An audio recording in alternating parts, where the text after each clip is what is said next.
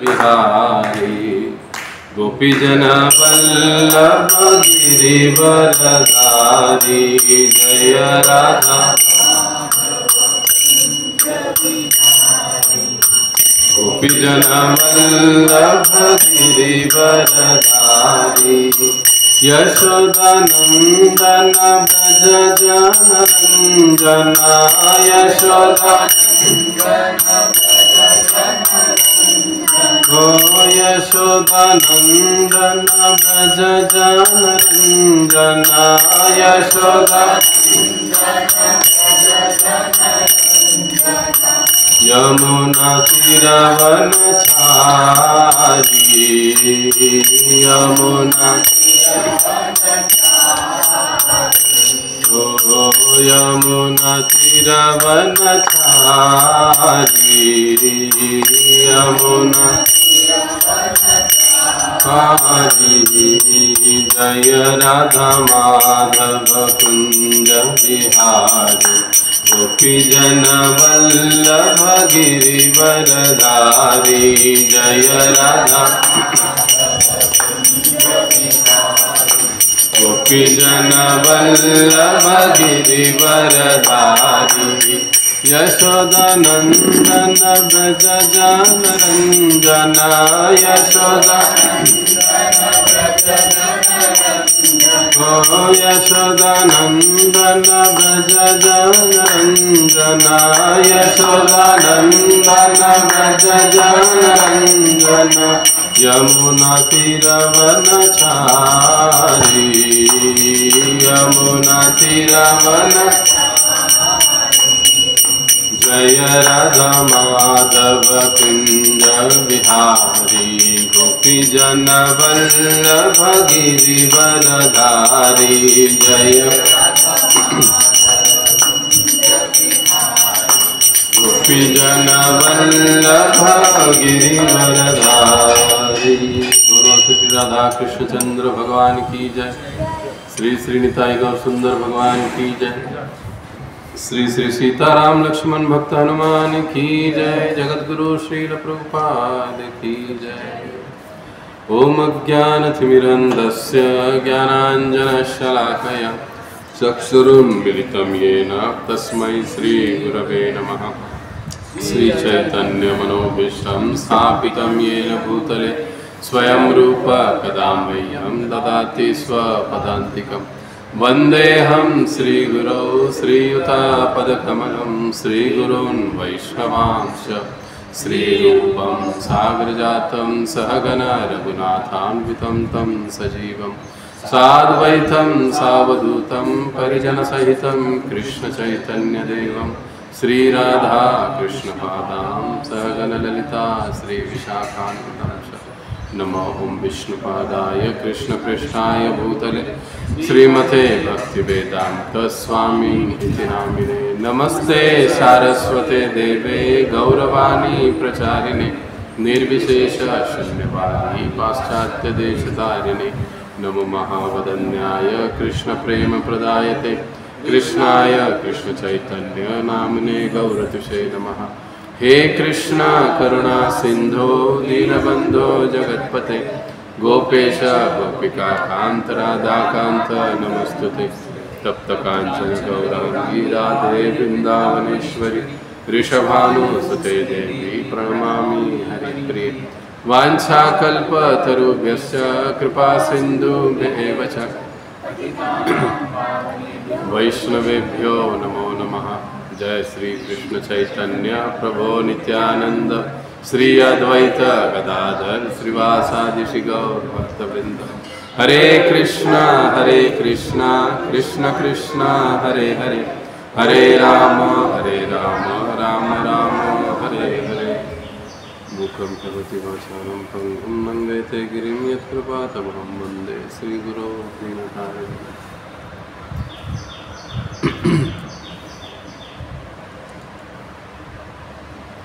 अगर गुरु की कृपा हो तो गूंगा आदमी बोल सकता है, लंगड़ा आदमी पर्वत भी चढ़ सकता है।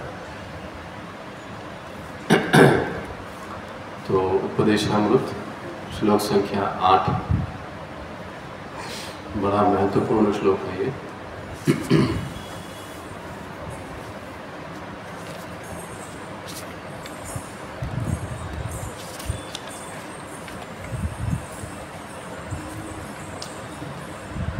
तो सभी पीछे दोहराएंगे। तन्नाम रूप चरितादि सुकीर्तनानु।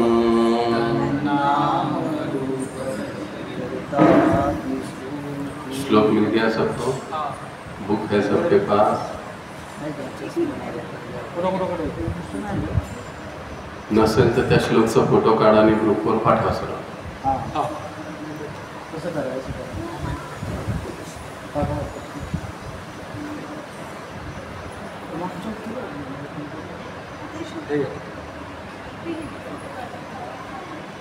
ऑनलाईन सुविधा द्यायची होती का आपल्याला?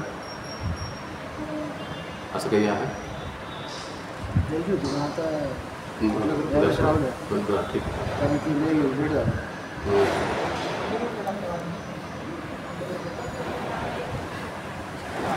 कृष्णचंद्र में डाल दीजिए सीधा, तो कॉमनली उसमें सभी है, तो कृष्णचंद्र के व्हाट्सएप ग्रुप में डालिए तो सभी देख सकते हैं.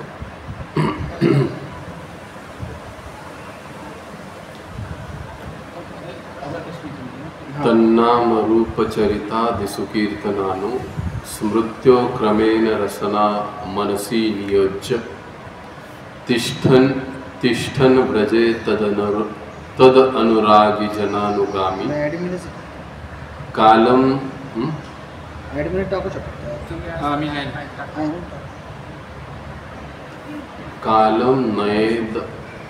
कालम नयेद अखिलम इति उपदेश सारम.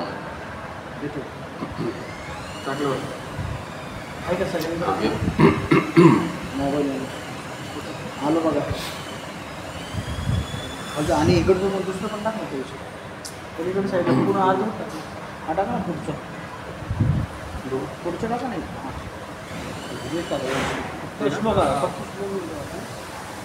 ते ह्याच्या सकट अनुवादासकट टाका ना पलीकडे सकट.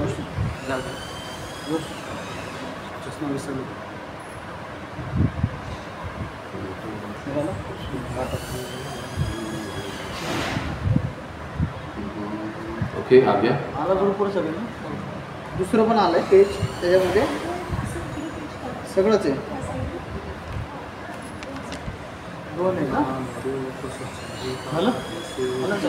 तन्नाम रूप चरितादि सुकीर्तनानु तन्नाम रूप चरितादि सुकीर्तनानु स्मृत्योः क्रमेण रसना मनसि नियोज्य स्मृत्यो क्रमेण रसना मनसि नियोज्य तिष्ठन् व्रजे तद अनुरागी जनानुगामी तिष्ठन् व्रजे तद अनुरागी जनानुगामी कालं नयेद अखिलम् इति उपदेशसारम्.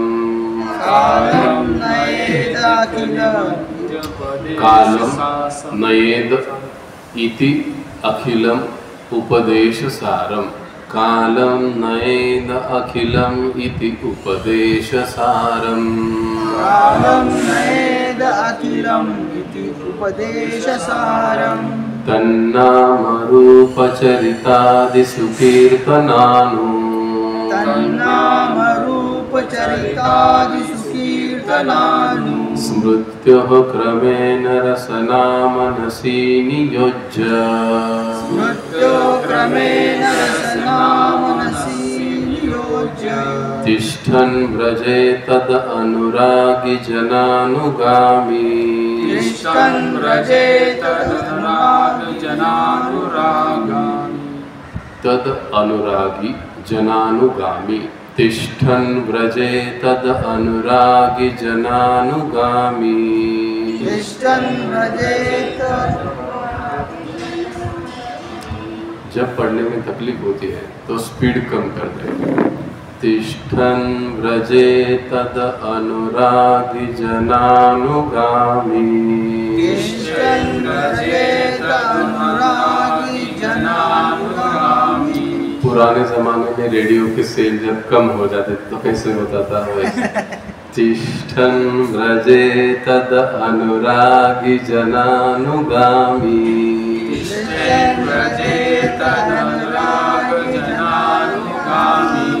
कालं नयेद अखिलम् इति उपदेशसारम्।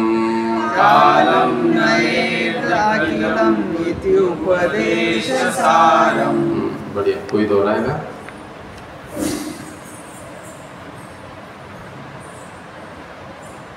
तन्नाम रूप चरितादि सुकीर्तनानु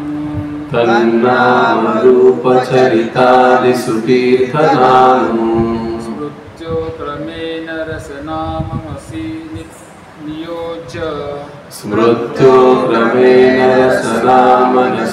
नियोज्य तिष्ठान् व्रजे तदनुरागी जनानुरागमी तिष्ठन् व्रजे तद अनुरागी जनानुगामी कालं नयेदखिलमित्युपदेशसारम् इति उपदेशसारम्। माता जी कोई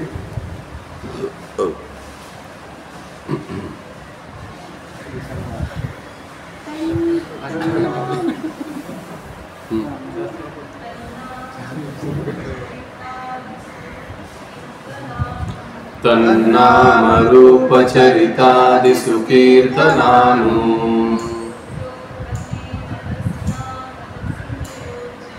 स्मृत्यो क्रमेण रसना मनसि नियोज्य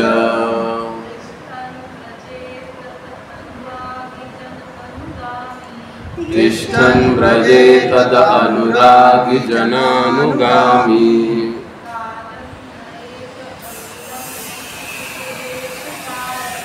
कालं नयेद अखिलम् इति उपदेशसारम्।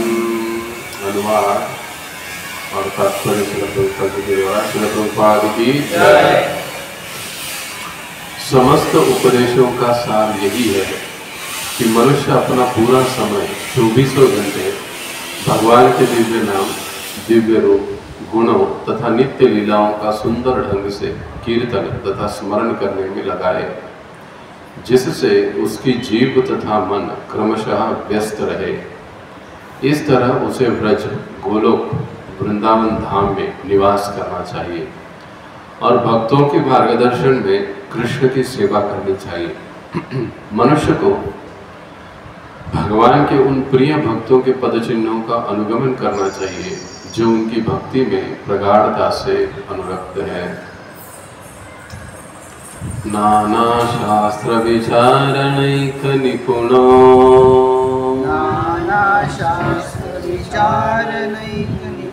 सद्धर्म संस्थापको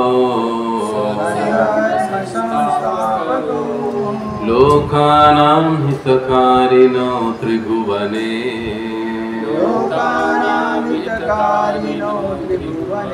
मान्यो शरण्याकरो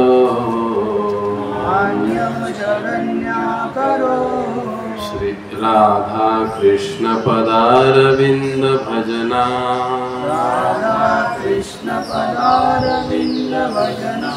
नंदे नमत्तालिको वंदे रूप सनातनौ रघुयुगो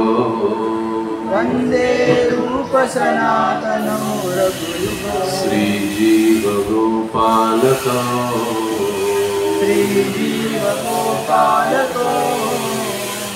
जब भी हम लोग षड गोस्वामी गणों का साहित्य पढ़ते हैं तो ये प्रार्थना अवश्य बोलनी चाहिए, क्योंकि जिसने ग्रंथों को लिखा है उसको समझने की बुद्धि भी वही दे सकता है। अपनी बुद्धि से समझना असंभव सी बात है। इसके लिए जब भी हम लोग शुरुआत करते हैं षड गोस्वामी प्रभुपाद अन्य किसी आचार्य से, तो उनको जरूर नमन करके ही आगे की शुरुआत करनी चाहिए। अभी यहाँ पर इस 8 नंबर श्लोक में, अभी पिछले 7 नंबर के श्लोक में हमने देखा था कि जिसमें बताया गया कि भगवान कृष्ण का पवित्र नाम, चरित्र, लीलाएं, कार्यकलाप, ये आध्यात्मिक रूप से सभी एकदम मिश्री के समान मधुर है। लेकिन जैसे पी लिया हुए व्यक्ति को गन्ना या गन्ने का रस कड़वा लगता है, उसी प्रकार से जिस व्यक्ति का या जिस साधक का मन, इंद्रिय, बुद्धि इस भौतिक जगत में आसक्त है, अलग अलग प्रकार की विषय वासनाओं में व्यस्त है, उसे भगवान का नाम, भगवान की लीलाएं, भगवान का गुण मीठा नहीं लगता, उसको वो बोरिंग लगता है। तो ये बात हमको समझाई 7वें श्लोक में भी। अब 7वें श्लोक के बाद ये 8वां श्लोक क्या समझा रहा है हमको, फिर से संक्षेप में उसी बात को दोहराया जा रहा है कि तन का जो यहाँ पर है उसका पहला धातु स्वरूप है तत्। जैसे हम कहते हैं ना ओम तत् सत, तो उसमें जो तत् शब्द होता है वो भगवान से संबंधित होता है, यानी भगवान के लिए होता है। तत् यानी उनका, यानी भगवान का, भगवान श्री कृष्ण का नाम, रूप और चरित्र, दिशु कीर्तनान, सुकीर्तनान आदि। भगवान का रूप, चरित्र, गुण आदि, इसका सुकीर्तन यानी उत्तम रीति से कीर्तन करने से भगवान के नाम का, भगवान के रूप का, गुणों का, चरित्र का, लीलाओं का कीर्तन करने से क्या होता है, जब कोई 24 घंटे इस प्रकार से भगवान का, अभी देखिए इसमें शब्द के ऊपर भी ध्यान दीजिए कि जो कीर्तनानु शब्द यूज किया गया है तो उसके पहले सु शब्द लगाया है। देखा जाए तो सु शब्द नहीं लगाते तो भी कीर्तनानु हो जाता था, लेकिन सु लगाने का कारण क्या है उनका। अब इसको प्रभुपाद जी शब्दार्थ में क्या देते हैं, सुकीर्तन, चर्चा करने या उत्तम रीति से कीर्तन करने में। अभी चर्चा करना, कीर्तन करना एक बात है, उत्तम रीति से कीर्तन करना दूसरी बात। तो जो भी हम भगवान के नाम सुन रहे, ले रहे, जो भी भगवान के चरित्र को हम सुन रहे या बोल रहे, उसको विधि के साथ, विश्वास के साथ, प्रामाणिकता के साथ, भक्तों के साथ लेना, ये एक प्रकार से सुकीर्तन कहलाता है। और जब ऐसा सुकीर्तन होता है तो अनुस्मृत्यो, स्मृत्यो ये बात आ गई। स्मृत्यो यानी स्मरण होता है, क्रमेण, क्रमशः। मतलब आज हमने अच्छा एक दिन कीर्तन किया, एक दिन स्मरण किया, तो कल तुरंत भगवान स्मरण में आ गए, ऐसे नहीं होगा। इसीलिए क्या, क्रमेण, स्मृत्यो क्रमेण, क्रमशः, Aahista Aahista, step by step क्या होगा। रसना, रसना का मतलब क्या है, जीव। मनसी यानी मन, नियोज्य का मतलब लगाना। जब इस प्रकार से कीर्तन करते हुए, अब वो कीर्तन कैसे करना चाहिए, स्मृत्यो, भगवान का स्मरण करते हुए, अपने जीव को, अपने मन को उसमें निमग्न करते हुए वो कीर्तन करना चाहिए। अब देखिए कीर्तन, एक तो कथा सुनना भी कीर्तन है, कथा करना भी कीर्तन है। हरे कृष्ण महामंत्र का वाद्यों के साथ बोलना उच्च स्वर से, वो भी कीर्तन है। लेकिन यहाँ पर जो विशेष रूप से बताया गया है कि रसना, जीव और मन दोनों भी उसमें प्रयुक्त होने चाहिए। कई बार जीव होती है लेकिन प्रॉब्लम मन का होता है, इनके होते कीर्तन में है लेकिन पहुंच घर पे जाते हैं, होते कथा में लेकिन हम पहुंच कहीं और जाते हैं। तो यहाँ पर क्या बताया जा रहा है, देखो, जब इस प्रकार से सुकीर्तन, अपने मन को, अपनी जिह्वा को जब हम अच्छे तरीके से भगवान के नाम रूप कीर्तन सुनने में लगाते हैं तो क्या होगा, तिष्ठन भ्रजे तद अनुरागी। तिष्ठन लगाकर, इस प्रकार से अपने मन को, जिह्वा को लगाकर रखने से ब्रजे तद अनुरागी, यानी जो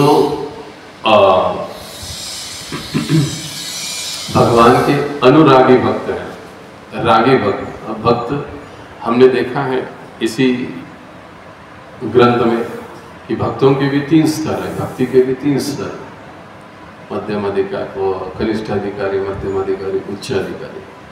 तो अभी जो कहा जा रहा है कि जो अनुरागी भक्त हैं, यानी जिनको भगवान के प्रति एक स्वाभाविक प्रेम विकसित हो चुका है, ऐसे जो भक्त हैं, ऐसे भक्तों के चरण चिन्हों का अनुगमन करना चाहिए। अब देखो, ये एक प्रकार से सारे उपदेशों का सार इस 8वें श्लोक में रूप गोस्वामी ने दिया। वो क्या कह रहे हैं कि मनुष्य अपना पूरा समय 24 घंटे, अब यहाँ पर कोई मतभेद हो सकता है कि 24 घंटे अगर भगवान का भजन करेंगे तो फिर खाएंगे क्या, करेंगे क्या, वो तात्पर्य में प्रभुपाद जी समझाएंगे।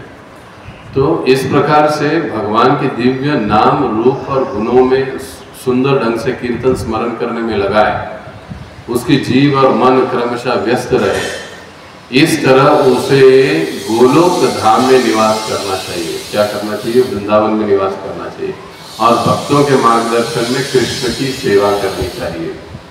अब ये शब्द कहाँ पर आया? तिष्ठन ब्रजे तद अनुरागी जनानुगामी। जो कृष्ण के रागी भक्त है, अनुरागी भक्त है, उनके मार्गदर्शन में रहना चाहिए, उनके अनुसार सेवा करनी चाहिए। मनुष्य को भगवान के उन प्रिय भक्तों के पद चिन्हों का अनुगमन करना चाहिए जो उनकी भक्ति में प्रगाढ़ता से अनुरक्त है।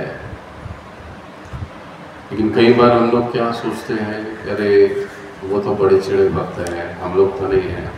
फिर हम उनका अनुगमन करते हैं जो हमारे लिए आसान होता है, हमारी सुविधा के अनुसार हम संगति चुनते हैं। कई बार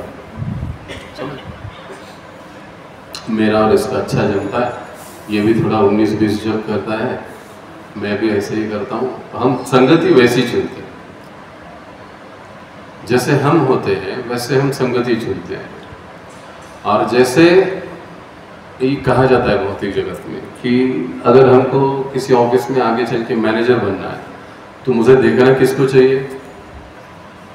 चपरासी को कि मैनेजर के ऊपर वाले को? मैनेजर को। तब जाके कहीं मैं मैनेजर बनूंगा। लेकिन इधर आध्यात्मिक जीवन में प्रॉब्लम क्या होता है? हम हम देखते कहाँ पर है? देखते नीचे हम लोग। वो कहाँ सुबह उठ के जब करता है महाराज के साथ, मुझे क्यों करना चाहिए? वो का ठीक से पालन करता है, मुझे क्यों करना चाहिए? यानी वो कीचड़ में गिर गया तो मैं क्यों अच्छे कपड़े पहन के बैठा हूँ? मैं भी कीचड़ में चला गया। अगर ऐसा संगति हम लोग सुनते हैं तो फिर हम कभी भी भगवान के चरणों में पूरी तरह से अनुरक्त नहीं हो सकते। इसीलिए यहाँ पर क्या कहा गया है कि मनुष्य को भगवान के उन प्रिय भक्तों के पद चिन्हों का अनुगमन करना चाहिए जो उनकी भक्ति में प्रगाढ़ता से अनुरक्त है, जो निरंतर उनकी सेवा में, उनकी कार्यों में लगे हुए हैं, उनके भजन में लगे हुए हैं, ऐसों का अनुगमन करना चाहिए एक साधक को। अब ये किसको करना चाहिए? जो सिंसियरली कृष्ण भक्ति में आगे बढ़ना चाहते हैं, कृष्ण भावना में आगे बढ़ना चाहते हैं। ये सारी बातें अब ये जो 11 श्लोक है उन्हीं के लिए, यानी एक प्रकार से ये हमारे लिए जो बता रहे हैं। अब हम एक एक पैराग्राफ तात्पर्य पढ़ेंगे। कोई पढ़ेगा तात्पर्य का पहला पैराग्राफ? क्योंकि मनुष्य का मन उसका शत्रु या मित्र हो सकता है, अतएव उसे मन को अपना मित्र बनने की शिक्षा देनी चाहिए। कृष्ण भावनामृत आंदोलन विशेष रूप से मन को प्रशिक्षित करने के लिए है, जिससे वह सदैव कृष्ण के व्यापार में लगा रहे। मन में सैकड़ों हजारों संस्कार है जो न केवल इस जन्म के हैं अपितु विगत अनेकानेक जन्मों के हैं। कभी कभी ये संस्कार एक दूसरे के संपर्क में आकर विरोधी चित्र उत्पन्न करते हैं। इस प्रकार मन का कार्य बद्धजीव के लिए घातक बन सकता है। मनोविज्ञान के विद्यार्थी मन के विविध मनोवैज्ञानिक परिवर्तनों से भली भांति परिचित है। भगवद गीता 8.6 में यह कहा गया है, यम यम वापि स्मरण भावम त्यजन्ते कलेवरम तम तम तम तमेवति कौन्तेय सदा तद्भाव भावितः। अपना शरीर त्यागते समय मनुष्य जिस जिस दशा का स्मरण करता है वह उसे अवश्य प्राप्त करता है। बस तो अभी सबसे पहले ही प्रभुपाद जी क्या कहते हैं कि चूंकि मनुष्य का मन उसका शत्रु या तो मित्र हो सकता है, इसके लिए सबसे पहला कृष्ण भावना के साधक का पहला काम क्या है? अपने इंद्रियों को नियंत्रण करना, अर्थात पहले अपने मन को नियंत्रित करना, उसको वश में करना, या उसे मित्र बनाने के लिए प्रशिक्षण देना।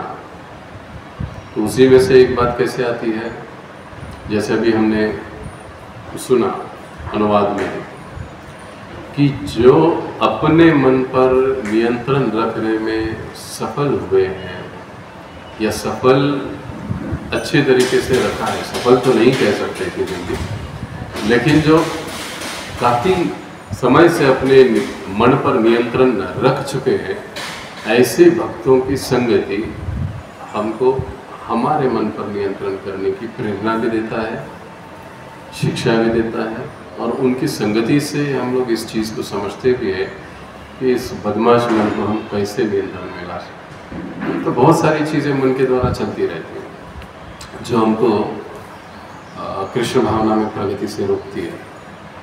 जाने दो ना, इतनी क्या जल्दी है, आराम के साथ जाएंगे, कहाँ इसी जन्म में जाना है, और 10 जन्म क्यों ना लगे, क्या फर्क पड़ता है।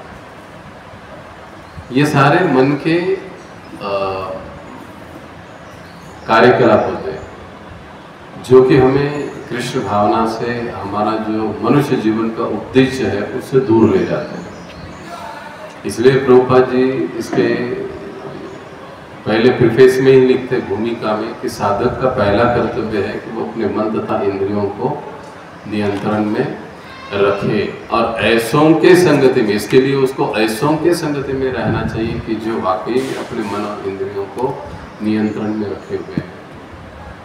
अच्छा, अगर ऐसों के संगति में हम लोग नहीं रहेंगे तो क्या होगा? उल्टा सोचेंगे, नहीं रहते हम लोग ऐसे। अब कोई ऐसे भी भक्त हैं जो नए भक्त हैं, जो अभी तक अपने मन पर जिनका ठीक से नियंत्रण नहीं है, या कुछ ऐसे भी भक्त हैं पुराने लेकिन उनका अपने आप पर ठीक से नियंत्रण नहीं है, साधना ठीक नहीं। ऐसों की संगति में अगर हम लोग रहेंगे तो फिर हमारा क्या होगा? हम भी जल्दी से आध्यात्मिक प्रगति करेंगे। हम भी वैसे ही बनेंगे। हाँ, हम भी वैसे ही बनेंगे, जैसा संग। इसलिए हम लोग लॉन्ग लाइफ कृष्ण भावना में टिके रहना चाहते हैं। तो देखिए, ये बहुत बेसिक और छोटी बात है, लेकिन उतनी ही जरूरी है जितना हमारे लिए पानी जरूरी है, उतना ही जरूरी है। तो इसीलिए यहाँ पर प्रभुपाद जी कहते हैं कि मन में सैकड़ों हजारों संस्कार है। अब ये संस्कार की क्या बात है? अभी मैं इस शरीर में हूँ, मेरा एक फैमिली बैकग्राउंड है, मेरा एक सामाजिक बैकग्राउंड है, मेरा कुछ एजुकेशन है, मेरे कुछ घर के प्रथा परंपराएं हैं। उन सारी चीज़ों का मेरे चित्त पर, मेरे मन पर एक संस्कार होता है वर्तमान शरीर में, और वो बसता है हमारे में। आपण म्हणतो ना, आमच्यात असं नाही करत हा, हे आमच्यात म्हणजे येतं कुठून, कहाँ से आता है? यानी वो कहीं ना कहीं तो हमारे परंपरागत जिस फैमिली में हम लोग अभी 50-60 साल रह रहे हैं, उसका संस्कार हमारे चित्त पर हुआ है। अब ये एक इस वर्तमान जीवन का संस्कार है। इसके पहले हमारे कितने सारे जीवन हो चुके हैं।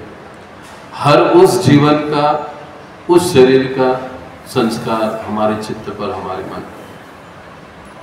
आने वाले अनेकों जन्मों का संस्कार हमारे चित्त पर होने वाला है, ये कोई नहीं जानता। अब जितने सारे संस्कार चित्त पर हुए हैं, वो कितने हुए हैं ये भी कोई नहीं जानता। अच्छा, कितना किलो है नहीं जानता।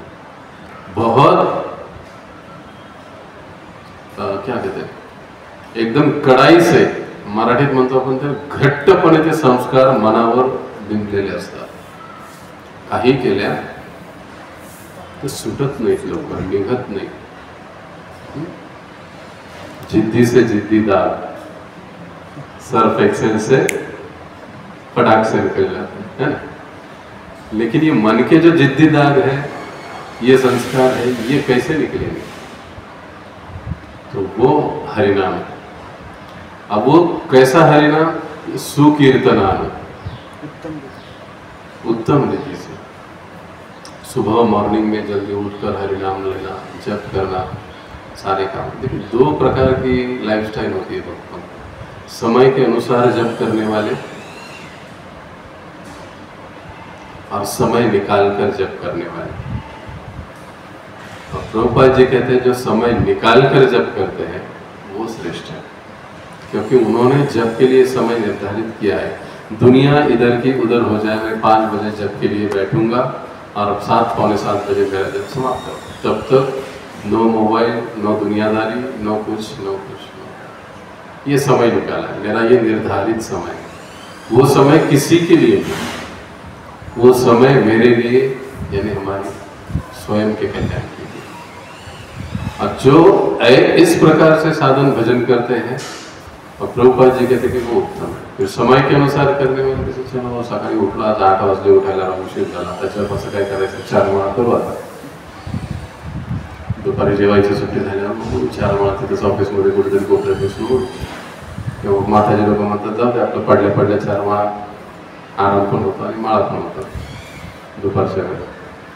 उरलेल्या काय संध्याकाळी करता येईल, 4-8 ज्या काही राहिल्या. हे वेळेनुसार जप करना है, समय के अनुसार, जैसा समय मिलेगा वैसे जप करना. ये साधना हमको भगवत धाम ले जाने में परिपूर्ण नहीं है. इसलिए साधन भजन जो प्रभुपाद जी कहते हैं ना कि ये जो मन के हजारों सालों के जो मन पर के संस्कार है, ये तभी नष्ट होते हैं जब हम समय निकाल कर जप करते हैं. ये चीज बहुत जरूरी है. इस संस्कार को हम कैसे पहचान सकते हैं? हर एक का एक अपना स्वभाव होता है. कोई जिद्दी होता है, कोई फ्लेक्सिबल होता है, कोई कैसे होता है, कोई कैसे. तो ये स्वभाव कैसे बनता है? ये चित्त पर, मन पर जो संस्कार हमारे होते हैं ना, जिस सराउंडिंग में हम लोग रहते हैं, जीते हैं, वैसे संस्कार चित्त पर होते हैं. उसके द्वारा हमारा स्वभाव बनता है, नेचर इसको. ये मूडी आदमी है, ये बहुत घमंडी आदमी है, ये वैसा. वो स्वभाव कैसे बनता है? ये चित्त पर जो हमारे संस्कार हुए हैं उसके कारण बनता है.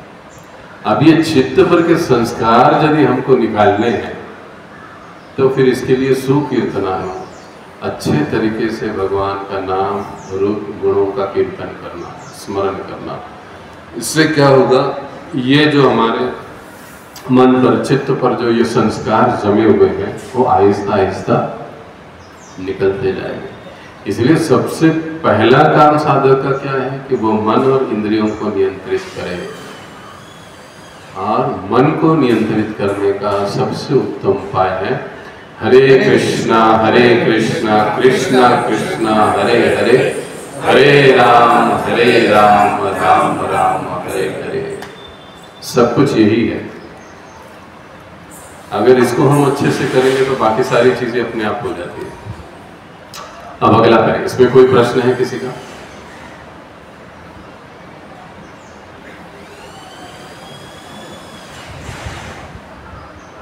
मृत्यु के समय जीव के मन तथा बुद्धि अगले जीवन के लिए एक विशेष प्रकार के सूक्ष्म स्वरूप वाले शरीर का निर्माण करते हैं.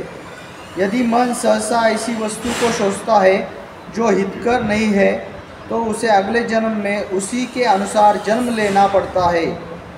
दूसरी ओर यदि कोई अपनी मृत्यु के समय कृष्ण का चिंतन करता है तो वह गोलोक वृंदावन नामक वैकुंठ को भेज दिया जाता है। यह देहांतर की विधि अत्यंत सूक्ष्म होती है। अतएव श्रील रूप गोस्वामी भक्तों को अपने मनों को प्रशिक्षित करने का उपदेश देते हैं। बस तो मृत्यु के समय हमारा मन और बुद्धि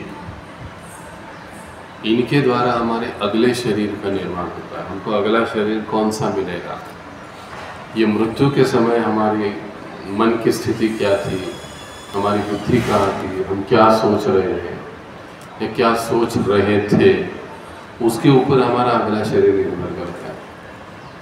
अब जैसे यहाँ पर सूक्ष्म स्वरूप वाले शरीर का निर्माण करते हैं। अब ऐसे क्यों कहा? क्योंकि स्थूल शरीर तो यही मर रह जाएगा, उसको जला दिया जाएगा। अब फिर आगे की जो यात्रा होगी वो यात्रा कौन करेगा? ये सूक्ष्म शरीर के द्वारा अगली यात्राएं होती है। कोई नरक में, कोई स्वर्ग में, कोई और किधर, कोई और किधर, कोई और किधर। वो सूक्ष्म शरीर के साथ उसकी यात्रा होती है। उस सूक्ष्म शरीर को सारी चेतनाएं होती है, वो अनुभूति कर सकता है, वो देख सकता है, वो एहसास या महसूस कर सकता है चीज़ों को, वस्तुओं को।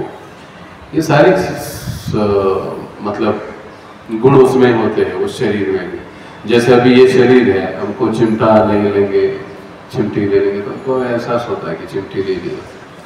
अब मृत्यु के पश्चात जो सूक्ष्म शरीर व्यक्ति को कुछ समय के लिए आता है, मिलता है, उसमें भी ये सारी चीजें होती हैं, उनको भी चेतना क्षमता होती है। नहीं तो फिर उसको सजा कैसे मिलेगी? सजा कौन भोगेगा? स्वर्ग में सुख कौन भोगेगा? तो मृत्यु के बाद भी अगली यात्रा होती है। अब यहाँ पर प्रभुपाद जी क्या कहते हैं कि यदि मन सहसा ऐसी वस्तु के संबंध में सोचता है जो हितकारी नहीं है। आप अगर भौतिक चीजों के बारे में ही मृत्यु के समय सोचते रहेंगे, अरे मेरा बेटा अभी तक नहीं आया, बेटी आने बाकी है, दामाद रह गया, और क्या रह गया, आप फिक्स डिपॉजिट का क्या होगा, आप किसको दे, साइन करने में हाथ चलता नहीं है। इन सारी चीजों का स्मरण अगर हम लोग कर रहे हैं तो इसका मतलब क्या है कि वो हमारे लिए हितकारी नहीं है। हम जितना इन चीजों को सोचेंगे, पुनः जन्म मृत्यु के चक्र में हम लोग अटके रहेंगे। इसलिए हितकारी चीज क्या है? दूसरी ओर यदि कोई मृत्यु के समय कृष्ण का चिंतन करता है, भगवान का चिंतन करता है, भगवान के बारे में सोचता है, तो वो सीधे भगवान को प्राप्त कर सकता है या उसको भगवान के धाम में भेज दिया जाता है। आप प्रभुपाद जी क्या कहते हैं? देहांतर की यह विधि अत्यंत सूक्ष्म होती है। अब ये देहांतर कैसे होता है? देहांतर मतलब क्या है? इस देह को छोड़कर दूसरे देह को स्वीकार करना, उसे कहा जाता है देहांतर। अब यह देहांतर की विधि कैसे होती है ये कोई नहीं बता सकता। इसको कौन सा शरीर मिलेगा, उसको कौन सा शरीर मिलेगा, इसका क्या होगा, उसका। हालांकि हम लोग कहते हैं वो आटे में जो पैर दिखेंगे वो वहां पे चला गया, कोई मुर्गी बन गया, कोई चूहा बन गया, कोई और कुछ बन गया, कोई इंसान बन गया, तो किसी का कुछ आया ही नहीं है तो भैया वो चला गया, वो कैलाशवासी हो गए और कोई वासी हो गया। हम लोग अलग अलग चीजें सोचते हैं, लेकिन यहाँ पर क्या कहा गया है कि ये जो देहांतर की विधि है वो एग्जैक्टली कैसे होती है ये कोई नहीं जान सकता है। इसीलिए रूप गोस्वामी अपने भक्तों को अपने मनों को प्रशिक्षित करने का उपदेश देते हैं। ओके, अब आगे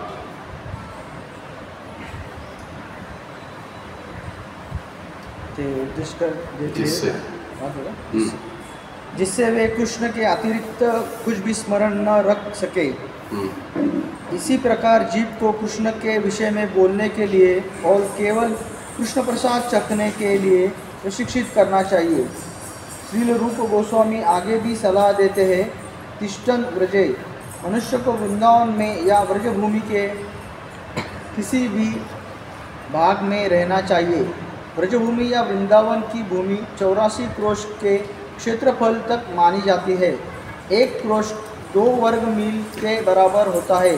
जब कोई वृंदावन को अपना आवास बनाए तो उसे किसी समुन्नत भक्त की शरण ग्रहण करनी चाहिए। इस तरह मनुष्य को केवल कृष्ण तथा उनकी लीलाओं के ही विषय में सदैव सोचना चाहिए।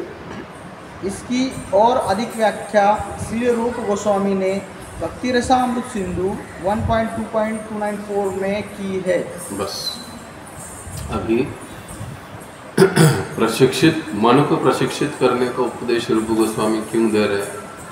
क्योंकि मन को यदि हम प्रशिक्षित करते हैं तो हम इस प्रकार से बन जाएंगे कि भगवान कृष्ण के अतिरिक्त हम लोग कुछ याद नहीं रखेंगे।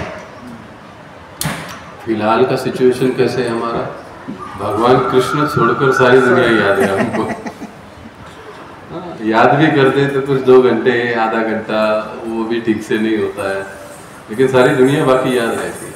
लेकिन रूप गोस्वामी जो कह रहे हैं कि अपने मनों को प्रशिक्षित क्यों करना है, जिससे हम कृष्ण के सिवा दूसरा कुछ याद नहीं रख सके। इसी प्रकार जीव को केवल कृष्ण के विषय में बोलने के लिए और केवल कृष्ण प्रसाद चखने के लिए प्रशिक्षित करना चाहिए।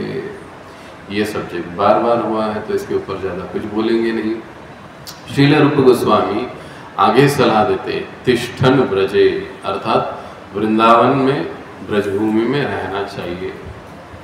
अब यहाँ पर कई स्थान पर श्रील प्रभुपाद जी कहते हैं कि हर एक के लिए वृंदावन में जाकर रहना संभव नहीं है। इसलिए प्रभुपाद जी कहते हैं कि जिस स्थान पर रहते हो उसको ही वृंदावन बनाओ, जिस घर में रहते हो उस घर को ही मंदिर बनाओ, और उसी स्थान पर रहकर ऐसा कार्य करो कि आप सदैव वृंदावन का स्मरण करते रहोगे। इसलिए जब सब लोग जिस उम्र में वृंदावन में जाकर रहते हैं तब प्रभुपाद जी कहाँ गए थे? और प्रभुपाद जी को ये सवाल पूछा गया तो प्रभुपाद जी बोले मैं चाहे अमेरिका में रहूं या और कहीं रहूं, मैं वृंदावन में ही रहता हूं। क्यों? क्योंकि वे मन से निरंतर भगवान के हृदय से वो निरंतर 24 घंटा भगवान का स्मरण, भगवान के लिए कार्य, उनका दूसरा कोई व्यवसाय है ही नहीं। अपना थोड़ा ये भी व्यवसाय होता है वो कि अभी चलो हमको तो पेट पानी पालना है तो लगेगा, वो ज़रूरत है उसकी, लेकिन जितना समय बचता है वो समय पूरा पूरा हमें भगवान कृष्ण के स्मरण के लिए देना जरूरी है। और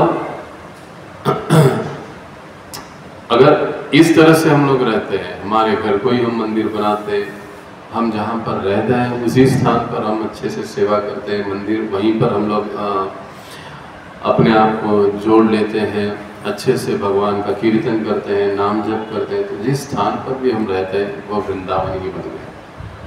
वृंदावन का स्मरण हमको हमेशा वो करवाएगा। इसलिए कई स्थान पर प्रभुपाद जी कहते हैं कि मेरे मंदिर यानी क्या है? वैकुंठ जगत। गेट के अंदर जब हम आते हैं तो हम लोग कहाँ एंटर कर रहे हैं?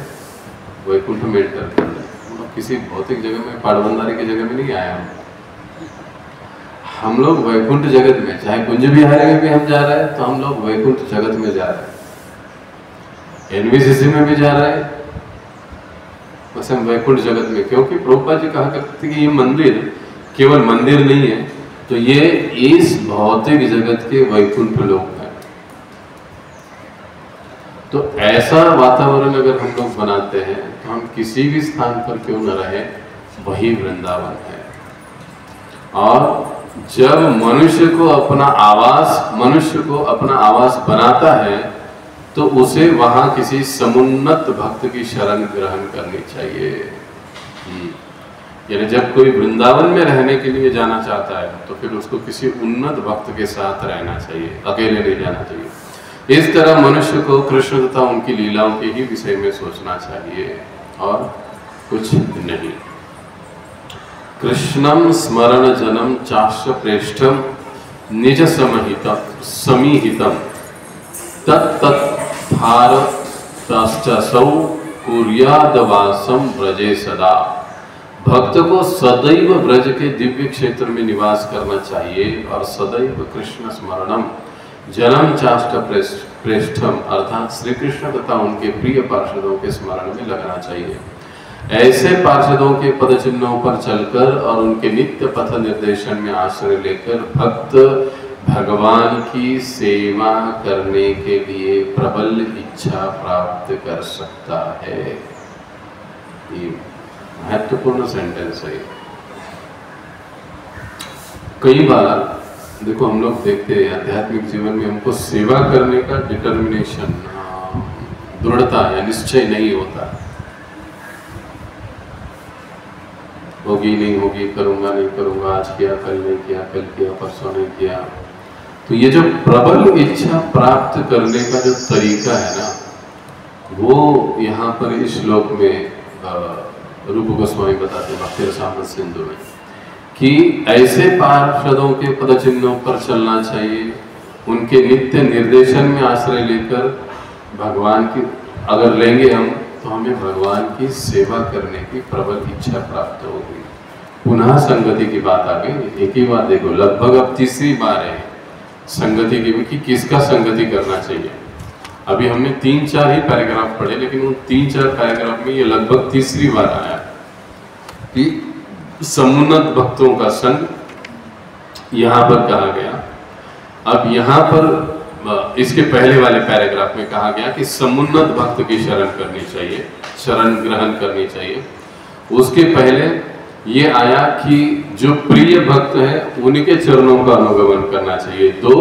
और अब ये तीसरा इस पैराग्राफ में आ रहा है कि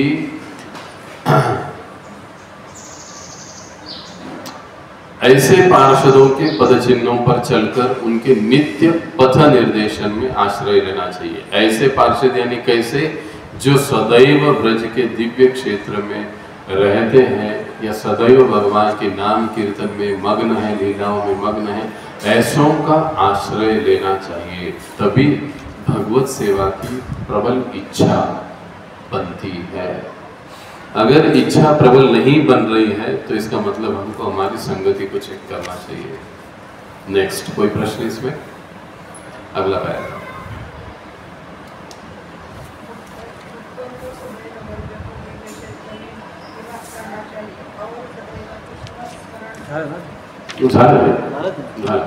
नेक्स्ट, पुनः श्रील रूप गोस्वामी।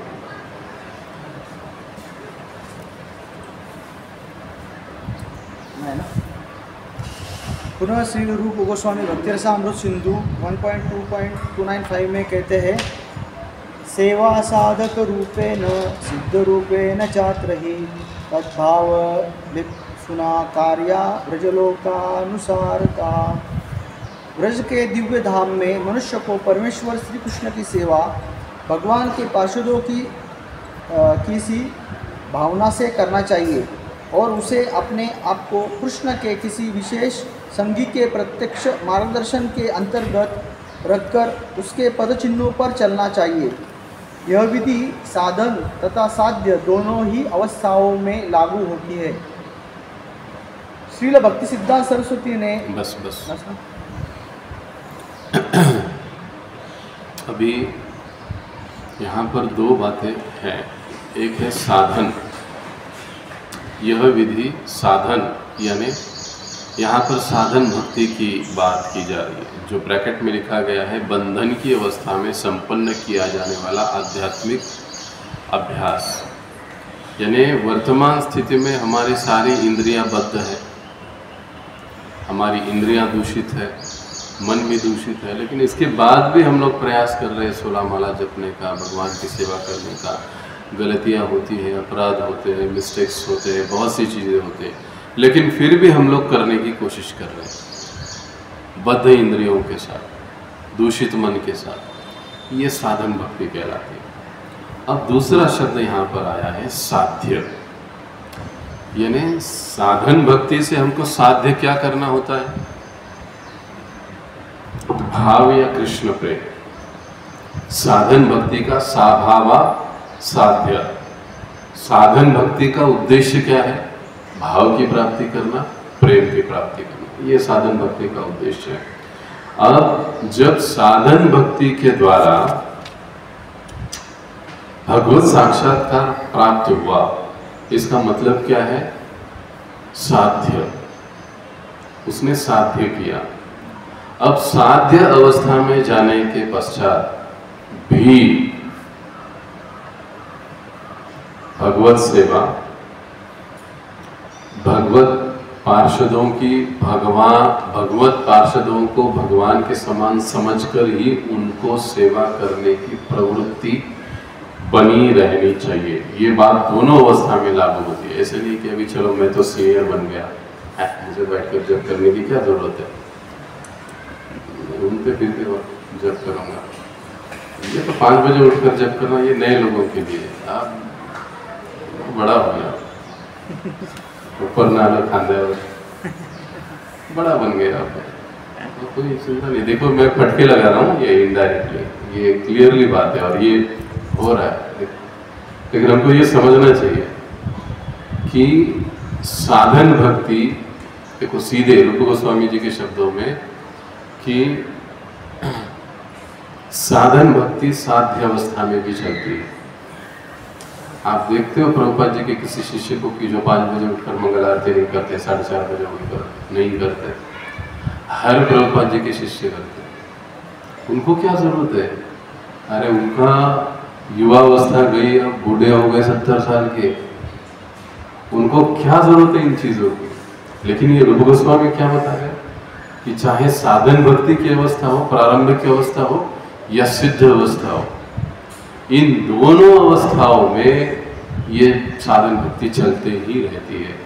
ऐसे नहीं कि अभी मुझे जपने की जरूरत नहीं है, अभी मुझे पढ़ने की जरूरत नहीं है, अभी मुझे ये सेवा तो क्या ये नए लोगों के लिए, अभी मैं तो बड़ा बन गया, कुछ बड़ी सेवा चाहिए। नहीं, ये साध्य अवस्था में भी उतनी आवश्यक है जितनी साधन की अवस्था में आवश्यक है। और जब कुछ समय बीतने के पश्चात जब हम इस प्रकार से सोचते और रहने लगते हैं तो हमारा काउंटडाउन चालू हो जाता है, फिर हमारा काउंटडाउन चालू होता है। इसीलिए जो यहाँ पर दिया गया है ना, देखो मैं मन से नहीं कह रहा हूं, फिर से एक बार, विशेष संज्ञा के प्रत्यक्ष मार्गदर्शन के अंतर्गत रख कर उसके पदचिन्हों पर चलना चाहिए। यह विधि साधन बंधन की अवस्था में संपन्न किया जाने वाला आध्यात्मिक अभ्यास, यानी हम लोग अभी जो कृष्ण भावना की प्रैक्टिस कर रहे हैं, तथा साध्य यानी भगवत साक्षात्कार, दोनों ही अवस्था में लागू होती है। क्या लागू होता है? सेवा, साधना, सदाचार, दोनों अवस्था में लागू। सिद्धांत पढ़ने की भी जरूरत है, चाहे कितना भी बड़ा हो, सेवा की भी आवश्यकता है, चाहे कितना भी बड़ा हो। ऐसे नहीं कि अभी प्रभु जी तो बड़े हो गए, वो थोड़ी ना झाड़ू लगाएंगे, नहीं, वो अवस्था में। आपको पता होगा अभी भी राधेश्याम प्रभु पब्लिक टॉयलेट साफ करते हैं, अभी भी। ये मैंने देखा था 95-96 में एक बार उनको देखा था ब्रह्मचर्य आश्रम में। सडनली 1 साल पहले मैंने उनको फिर से वापस देखा। मैं बाहर आके नीचे बैठ गया, मैं गया ही नहीं उधर, लिटरली मानो मैं बाथरूम में वॉशरूम में गया ही नहीं, मैं वहां से निकल के आ गया, बाहर आ गया। ये क्या है? यानी हमारे आचार्य लोग या हमारे ये जो सेकेंड लेवल के डिवोटी भक्त है वो ऐसे क्वालिटी के हैं। तो हम लोग को ये हमारे आइडियल है, हमको यहाँ जाना है। ये नहीं कि अब मैं ये मेरे लिए नहीं है, वो मेरे लिए नहीं है, नहीं। हर स्थिति अवस्था में सेवा कभी छूटता नहीं। हर अवस्था में भगवान के भक्तों को भगवान के समान समझकर ही उनके साथ आदान प्रदान होना चाहिए। अरे अब मैं बड़ा हो गया, अब वो झुक के प्रणाम करना उसका जिम्मेदारी है, मैं ऐसा करूं तो भी चलेगा, नहीं भाई, झुकना है। ये जो चीजें हैं, यही बातें, छोटी छोटी चीजें यहाँ से हम समझ सकते हैं। जब कोई सिद्ध पुरुष अर्थात आध्यात्मिक रूप से पूर्ण आत्मा होता है, तब ऐसी अवस्था में भी ये सारी चीजें लागू होती है। कोई प्रश्न इसमें? आगे कौन पढ़ेगा?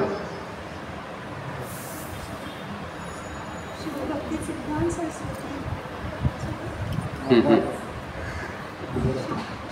सिद्धांत सरस्वती ने इस श्लोक के निम्न प्रकार से टीका की है। जिसने अभी तक कृष्ण भावनामृत का विकास नहीं कर लिया है, उसे सारी भौतिक वासनाओं को त्याग देना चाहिए और समुन्नत विधि निषेधों का अर्थात कृष्ण तथा उनके नाम रूप गुण लीलाओं आदि के कीर्तन तथा स्मरण का पालन करते हुए अपने मन को प्रशिक्षित करना चाहिए।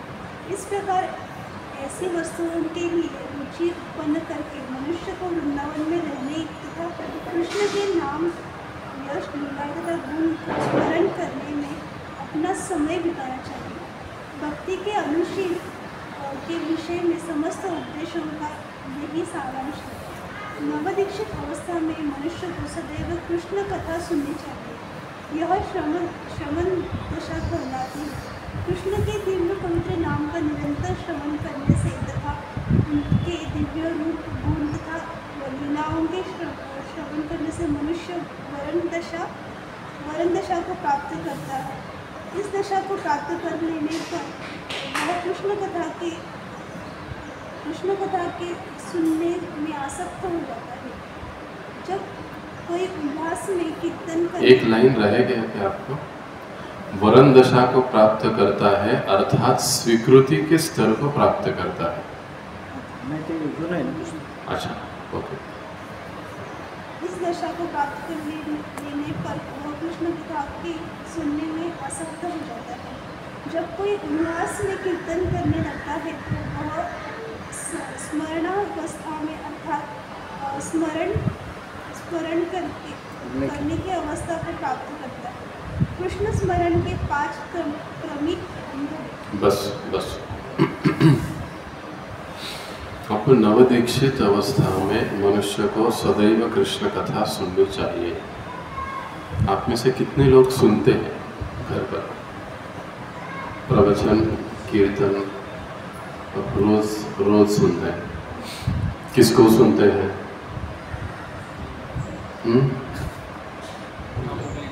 अच्छा, बढ़िया। और हाँ, निताई सेवनी माता जी। ओके, हाँ।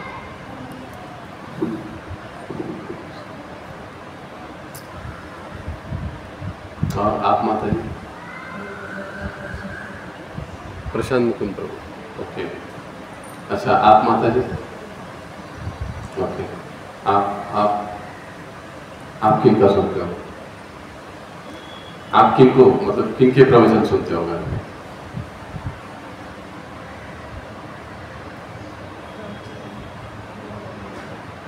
गुरु महाराज। लाल गुरु प्रवचन। ओके। आप? राधेश्याम प्रभु। ओके, मेरे सेटिस्फैक्शन के लिए मत बताइए, ओरिजिनल बताइए। ओके। जैसे अभी यहाँ पर एक शब्द आया है, लीलाओं के विषय में श्रवण करने से मनुष्य वरण दशा को प्राप्त करता है।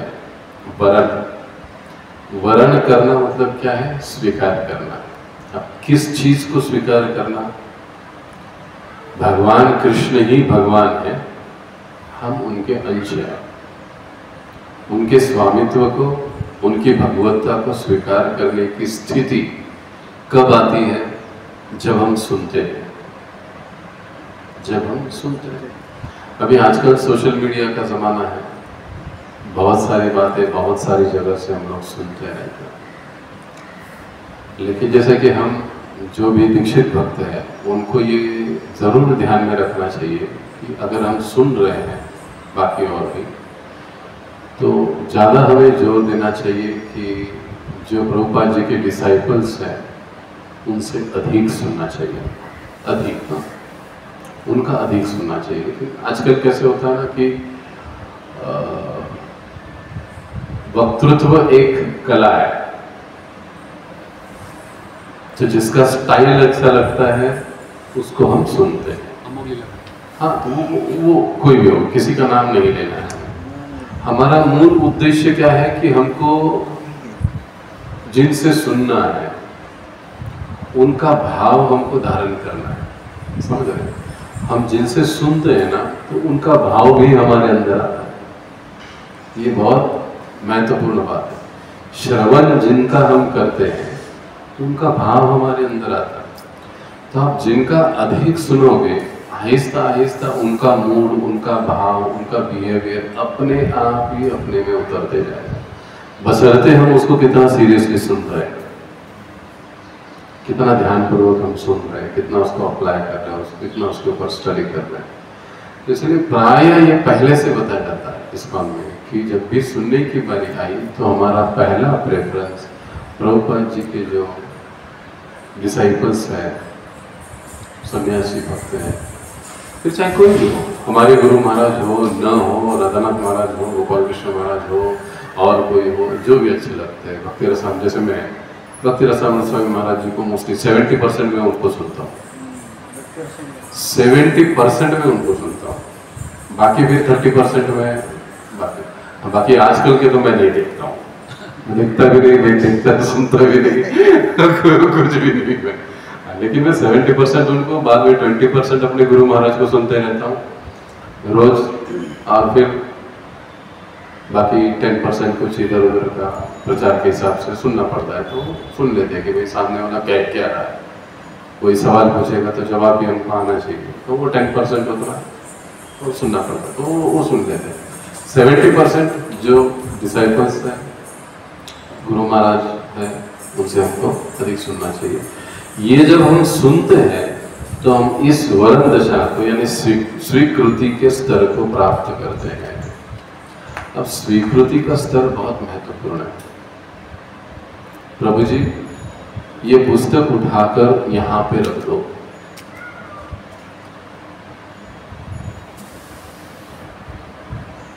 अब प्रभु जी क्या कहेंगे? प्रभु जी चांगलं दिसतंय की तिथं, ये मनोवृत्ति स्वीकृति की दशा नहीं है। स्वीकृति की दशा मतलब क्या है कि जो हमारे स्वामी कह रहे हैं, जो हमारी अथॉरिटी कह रही है, उसको एक्सेप्ट कर। यस प्रभु, यहाँ से उठा के यहाँ पे मैंने रख दिया। हाँ प्रभु जी आपने बुलाया, मैं आ गया। प्रभु जी आपने कहा, गुरु महाराज आपने कहा, मेरी क्षमता पूरी लगाकर मैंने कर दिया। ये स्वीकृति की दशा। ये स्वीकृति की दशा कब आती है? जब इस प्रकार से हम श्रवण करते हैं। जितनी अधिक हम में स्वीकृति की मनोवृत्ति है, वैष्णव के संगति में वैष्णव की बातें, वैष्णव की आज्ञाओं को सुनने की हमारी मनोवृत्ति है, उसका अर्थ है, देखो हम लोगों को समझ में कैसे आता है, उससे समझ में आता है कि इनका श्रवण अच्छा है। जिनका श्रवण नहीं होगा वो कभी स्वीकार करने की मनस्थिति में नहीं रहेंगे, वो हमेशा ऐसे ही खड़े रहेंगे। क्रॉस। क्यों? क्योंकि हमारा श्रवण नहीं है, श्रवण सही नहीं है। अब श्रवण में ऐसी क्या बात है कि जो हमको हम्बल बनाता है? एक तो जैसे नाम जप से तो हम नम्र बनते ही हैं, लेकिन श्रवण से जिनसे हम सुन रहे हैं ना, वे खुद उतने हम्बल है, उतने नम्र है, उतने स्वीकृति की मनोदशा में है। सो जब ऐसों से हम लोग सुनते हैं तो हमारी मनोदशा भी आहिस्ता आहिस्ता ऐसे ही बनती है। इसलिए प्राय जब से हम पहले से हम लोग इस बात को सुन रहे हैं कि जब भी सुनने की बात आती है, पहला प्रेफरेंस प्रभुपाद जी के डिसाइपल, बाद में सब कुछ। प्रभुपाद जी और प्रभुपाद जी के डिसाइपल, सॉरी मैं करेक्ट कर रहा हूँ, प्रभुपाद जी और प्रभुपाद जी के डिसाइपल्स, उसके बाद बाकी सारी चीजें। तो ये वरण दशा या स्वीकृति के स्तर को प्राप्त। अब स्वीकृति के स्तर को प्राप्त करने के बाद क्या होता है? वो जब स्वीकार करने की दशा, मनोस्थिति जब होती है, तो स्वाभाविक रूप से कीर्तन में और कथा में उस साधक की रुचि और बढ़ने लगती है, और बढ़ने लगती है। ये श्रवण का परिणाम क्या है? और श्रवण करने की इच्छा होती है। जप करने का परिणाम क्या है? और अधिक जप करने की इच्छा होती है। ये परीक्षा है कि हमको ऐसे लग रहा है कि भैया हो गए 16 माला, अभी कल ही देखेंगे। तो वो जब हो ही नहीं रहा है, राधेश्याम प्रभु जी कहते हैं that is just counting, that is not chanting. तो हम सिर्फ खींच रहे हैं। इसका मतलब क्या है कि नाम जप, अच्छा नाम जप वो है जिससे हमको और नाम जप करने के लिए उत्साह प्रेरणा मिल रहा है। श्रवण, वैसे ही श्रवण की बात है, श्रवण से कथा में रुचि है, बढ़ती है, आती है। नहीं आ रही है,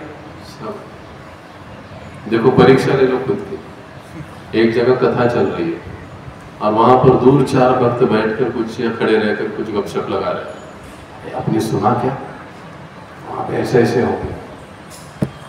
अब हमारे कान इधर ज्यादा जा रहे हैं कि उधर ज्यादा जा रहे हैं, उससे हमको पता चलता है हम लोग कहां पर है, हम लोग कहां पर है। तो रुचि कहां पर हो? कृष्ण कथा। ये गॉसिप्स चलेगा, हो सकता है कोई करेगा, लेकिन हमारी रुचि कृष्ण कथा में होनी चाहिए। उसके लिए कृष्ण कथा हमको सुननी पड़ेगी। जितना हम सुनेंगे उतना हमारी कृष्ण कथा में रुचि आगे बढ़ेगी।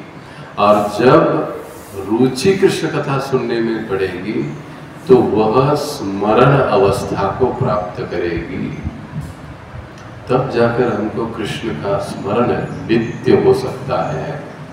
स्मरण अवस्था जहां पर भी हो, जिस स्थान पर भी हो, आप कृष्ण को स्मरण करते रहो। ऐसे कभी नहीं होगा कि अरे प्रभु जी आज बस स्टॉपवर बसलो तो मी इतका वेळ माझा वाया गेला, जपन झालं नाही, काहीच नहीं, कहीं पर भी रहो, कृष्ण स्मरण होता रहेगा। क्यों? श्रवण है तो आप कहीं पर भी बैठिए, कोई किसी घटना को बैठिए, सो देखिए, दिख गई आपको कोई घटना, तुरंत आपको लेक्चर का कोई पॉइंट याद आ गया जो आपने सुना। ये कहा जाता है स्मरण अवस्था। किसी भी स्थान पर वो साधक या भक्त क्यों ना हो, लेकिन वो तुरंत पहुंच जाएगा कृष्ण के पास, कृष्ण लीला में, कृष्ण कथा में, कृष्ण स्मरण में। अब उन्नत कृष्ण स्मरण के 5 क्रमिक अंग है। अब ये उन्नत कृष्ण स्मरण यानी भगवान श्री कृष्ण का स्मरण करने के 5 अंग है। स्मृति, धारणा, ध्यान, अनुस्मृति तथा समाधि। अब इसका स्पष्टीकरण आगे किया गया है। स्मृति का प्रारंभ में कृष्ण का स्मरण थोड़े थोड़े अंतराल पर खंडित हो सकता है। सुबह 4 माला कर ली तो 4 माला में से आधी माला में कृष्ण याद आ गए, बाकी 3.5 माला तो यही चल रहा था कि आज भाजी क्या बनाना है, कल ऑफिस में क्या करना है, वही चल रहा था, तो याद आ गया। उसके बाद थोड़े दिन समय के बाद और कुछ सब कर रहे हैं, भगवान का स्मरण हुआ। ये क्या हुई? ये अवस्था हुई स्मृति।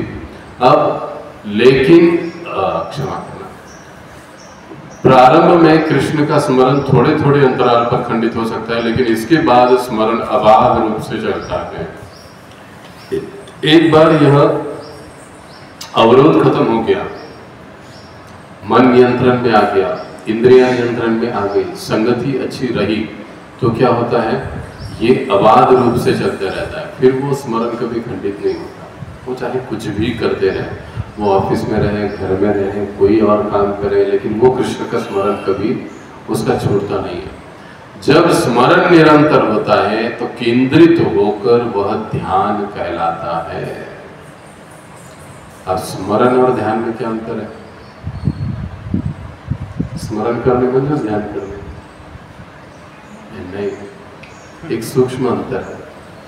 स्मरण हमको करना पड़ता है, मन जहां जहां जाएगा उसको खींच के लाना पड़ेगा, स्मरण करना पड़ेगा निरंतर में। या जैसे गीता भागवत पढ़ना, नाम लेना, ये हमको करना पड़ेगा। लेकिन ध्यान की अवस्था का मतलब क्या है? निरंतर उसको भगवान के और अपने मन को केंद्रित करने की, ध्यान लाने की जरूरत नहीं है। वो ऑलरेडी कंटिन्यू, उसका ध्यान भगवान के ऊपर पूरी तरह से स्थिर हो चुका है। जब ध्यान विस्तृत होकर स्थिर हो जाता है तो वो अनुस्मृति कहलाता है। अब ध्यान भी कभी कभी भंग हो सकता है, स्मरण खंडित हो सकता है, ध्यान भंग हो सकता है। अब अनुस्मृति, अब स्मृति देखिए शब्द वही है, कुछ कुछ बातें बदल गई है। पहली स्मृति है, ये ध्यान है, धारणा है, धारणा, उसके बाद अनुस्मृति। पहला स्मृति था, अब ये अनुस्मृति हुआ। अब अनुस्मृति क्यों हुआ? क्योंकि ध्यान विस्तृत होकर और गाढ़ा हो गया, गहरा हो गया। अब ध्यान भी कुछ समय के बाद कुछ कारणवश खंडित हो सकता है, ध्यान भंग हो सकता है। जैसे हम लोग सुनते हैं, मनुष्य विचलित हो सकता है, साधक विचलित हो सकता है, उसका ध्यान विचलित हो सकता है। लेकिन अब जब ध्यान विस्तृत होकर पूरी तरह से स्थिर हो जाता है तो वो अनुस्मृति कहलाता है। अबाध तथा अनवरत अनुस्मृति से मनुष्य समाधि को प्राप्त होता है, समाधि दशा को। अर्थात फिर इस स्थान पर उसका ना स्मरण खंडित होगा, ना ध्यान खंडित होगा, ना अनुस्मृति, ना कुछ। वो निरंतर केवल और केवल कृष्ण को ही, कृष्ण ही, उसके चलने में, बोलने में, रहने में, उठने में, बैठने में कृष्ण ही रहे, बाकी कुछ नहीं रहे। समाधि अवस्था पूरी तरह से। जैसे हम लोग देखते हैं कि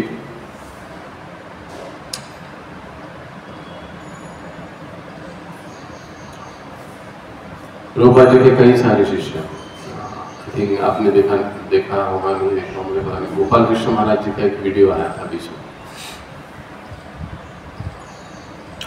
कि महाराज जी मतलब काफी वृद्ध अवस्था थे महाराज जी, लेकिन उस स्थिति में भी महाराज जी गोवर्धन की परिक्रमा कर रहे थे। लिटरली महाराज चल नहीं पा रहे थे, लेकिन महाराज जी खुद परिक्रमा कर रहे थे। कोई भक्त आ गए, महाराज जी को देखकर उन्होंने दंडवत प्रणाम किया महाराज जी को।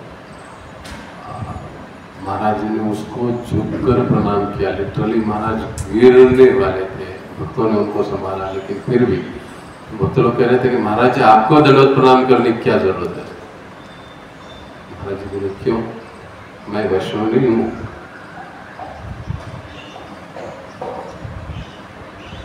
कहने का तात्पर्य क्या है कि ये अवस्था यानी ऐसी अवस्था है कि उनके लिए शरीर का स्तर 0 है, समाधि अवस्था। न भूख है, न प्यास है, न निद्रा है, न कुछ है। जैसे षडगोस्वामी लोग,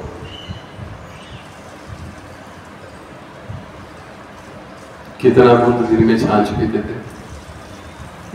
3 बूंद,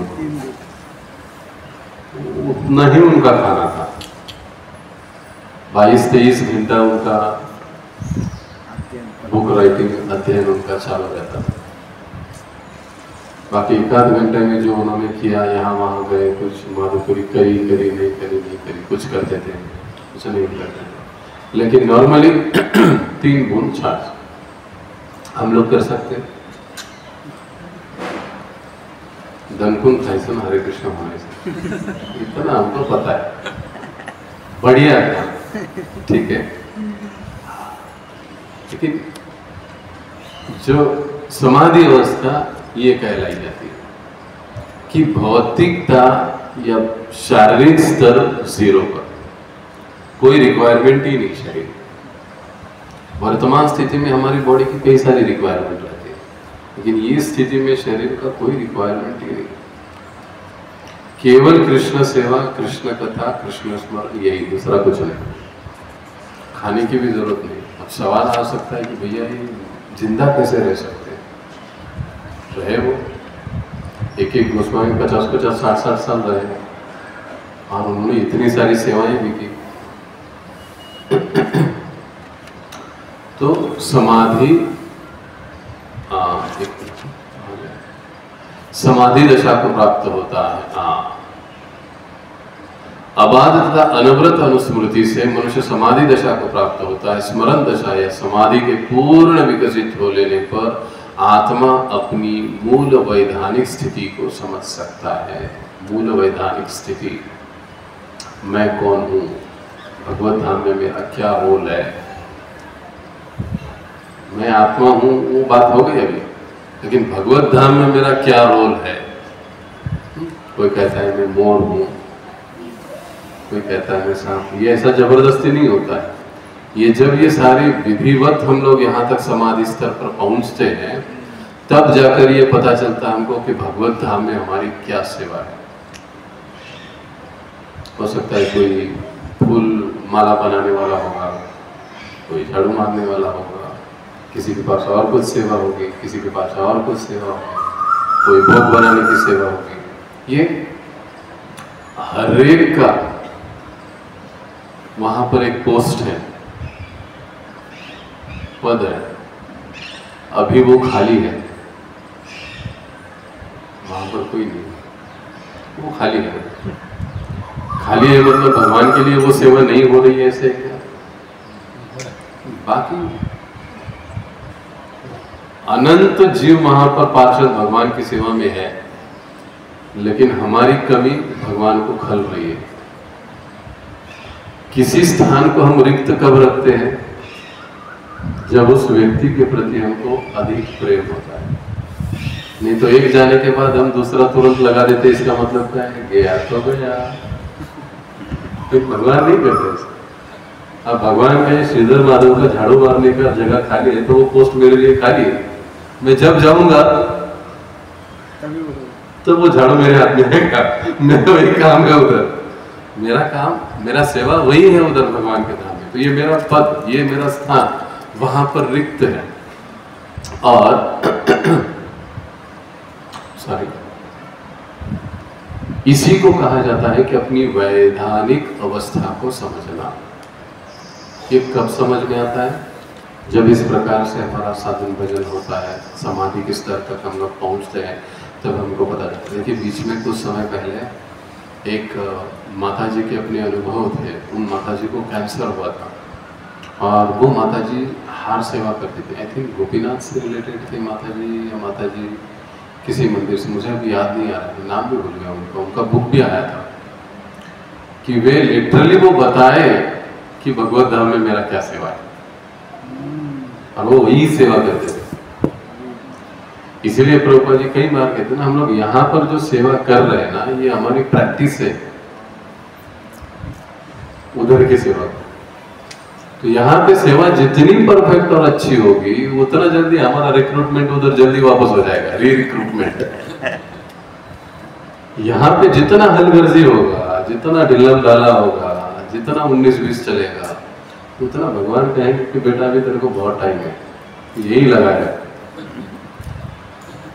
ये सबसे समझने वाली बात है इसमें। अब ये देखिए कि आत्मा को अपनी मूल वैधानिक स्थिति को समझा जा सकता है उस समय वह कृष्ण के साथ अपने सनातन संबंध को भली भांति तथा पूर्णतया समझ सकता है कि कृष्ण के साथ मेरा क्या संबंध है, क्या रिलेशन है। यह संपत्ति दशा अर्थात जीवन की पूर्णता कहलाई जाती है।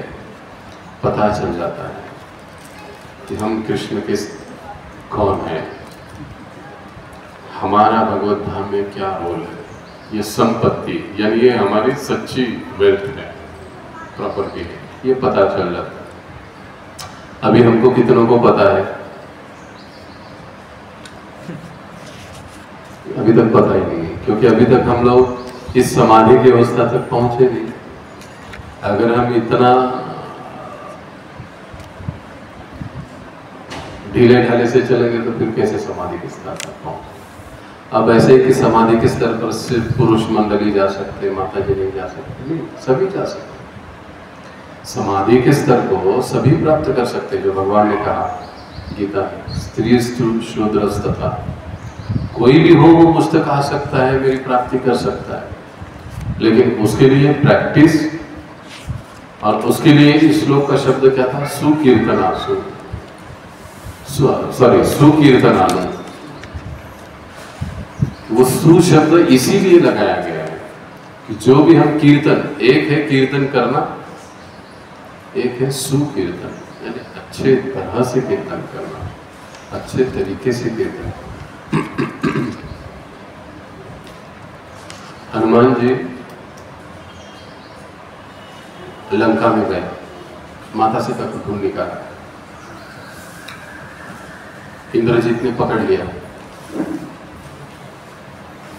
दरबार में चले गए, सजा मिली, पूंछ को आग लगा। अब देखो हनुमान जी की सेवा कहते हैं, तुमको जाना है, माता सीता को ढूंढना है, अंगूठी देनी, संदेशा देना, वापस आना। लंका को जलाना ये क्या हुआ? एक्स्ट्रा सेवा हो गई। लंका को जलाना ये एक्स्ट्रा सेवा हो गई हनुमान जी का। अब कोई आचार्य, श्री संप्रदाय के आचार्य, वो समझाते हैं कि भगवान का जो भक्त होता है, जिसने भगवान और उनके पार्षदों के प्रति आत्मीयता विकसित कर ली है, यानी अपनापन विकसित कर लिया है, वो भगवान की सेवा में कुछ अधिक करके ही निकलेगा, वो कम नहीं करेगा। समझ? जबकि कहा गया है कि ये आपके लिए, प्रभु जी, माता जी, आपके लिए ये सेवा है, ये यहाँ से यहाँ पर रखना है, करना है। प्रायः हम लोग प्रयास कैसे करते हैं कि ये कैसे जल्दी होगा और कैसे मेरी जल्दी छुटकारा हो जाए। प्रायः हमारा प्रयास यही होता है। मैं भी यही सोच रहा हूँ, भैया फटाक से कैसे हो जाए, फास्ट से कैसे हो जाए। लेकिन अब यही जब कोई भक्त जिसने भगवान के प्रति वो आत्मीयता, भगवान के सेवा के प्रति वो आत्मीयता विकसित कर ली है, वो क्या करेगा? हाँ ठीक है, ये मुझे करने के लिए कहा, लेकिन एक्स्ट्रा मुझे कुछ दिखाई दे रहा है। अब यहीं का उदाहरण देता हूं, चलेगा? बुरा मत मान। जिस पात्र से हम आचमन करते हैं, उस पात्र को हमें स्वच्छ रखना चाहिए कि अस्वच्छ रखना चाहिए? क्योंकि उस पात्र में जो जल भरा हुआ है, उस जल से हमारा शुद्धिकरण होना। अगर वो पात्र ही दूषित है, अस्वच्छ है, तो क्या हमारा आचमन हुआ? अब मैं आगे कुछ नहीं कहूँ, बुद्धिमान हो आप सब, आपको इशारा कर दिया, हम देखकर अनदेखा कर देते हैं, आगे निकल जाते हैं। हो सकता है। अब जिसके पास आत्मीयता है वो क्या करेगा? अरे चलो मैंने भोग लगा दिया है, ये थोड़ा सा मुझे खराब लग रहा है, उतना मैं करके ले लेता हूँ। अरे ये बर्तन का जो ये रखा हुआ है, मराठी कपल मांडली म्हणतो, थोडी धूळ वाटते, चला एक हात ओल्या कपडे सांभाळून घेतो, भोगच लावलाय ना, आता माझी सगळी सेवा झाली आहे, तोपर्यंत मी काय करणार? ये उत्तम है कि भोग लगाया है, या तो हम गायत्री करें जो ब्राह्मण दीक्षित भक्त हैं, या तो फिर 2 माला जप करें राजभोग के लिए। मंगल भोग या संध्या भोग के लिए हम 1 माला जप कर सकते हैं, गायत्री कर सकते हैं यदि ब्राह्मण है। अगर ये नहीं कर रहे तो फिर हमको ये आत्मीयता का विषय, अच्छा यहाँ पर ये चीज पेंडिंग है, शायद से किसी का ध्यान नहीं गया होगा, यहाँ पे थोड़ा खराब है, मैं पूरा क्लियर करके लेता हूँ, ये कुछ रह गया है, मैं करके लेता हूँ। इसे कहा जाता है आत्मीयता। अब प्राय हम लोग ये सोचते हैं कि हनुमान जी के पूंछ को आग लगाई, इसके लिए हनुमान जी ने लंका जलाई। पर क्या कारण ये था? सोचिए, सोचकर अगले हफ्ते मुझे जवाब दीजिए। मैं इसका जवाब नहीं दूंगा, क्योंकि ये जवाब ही हमको हमारी सेवा में और गहराई से उतरने को मदद करेगा। आप सोचिए कि क्यों हनुमान जी ने लंका जलाई। एक तो कारण है जो ऊपर ऊपर हमको दिखता है, उनके पूंछ को आग लगाई, तो हमने कहा भी आग लगाई दी तो मैं भी आग लगा देता हूँ। नॉर्मली हम लोग कहते हैं ना, मला बोलतो काय मी पण तुला बोलतो, एक नॉर्मल रीजन है। लेकिन वाकई में क्या कारण है कि जैसे लंका को आग लगाई उन्होंने, लंका जला दी, इस पर हमको सोचना है। और अगली बार जब भी हमारा 1 महीने के बाद मीटिंग होगा, मैं ये सवाल वापस पूछूंगा।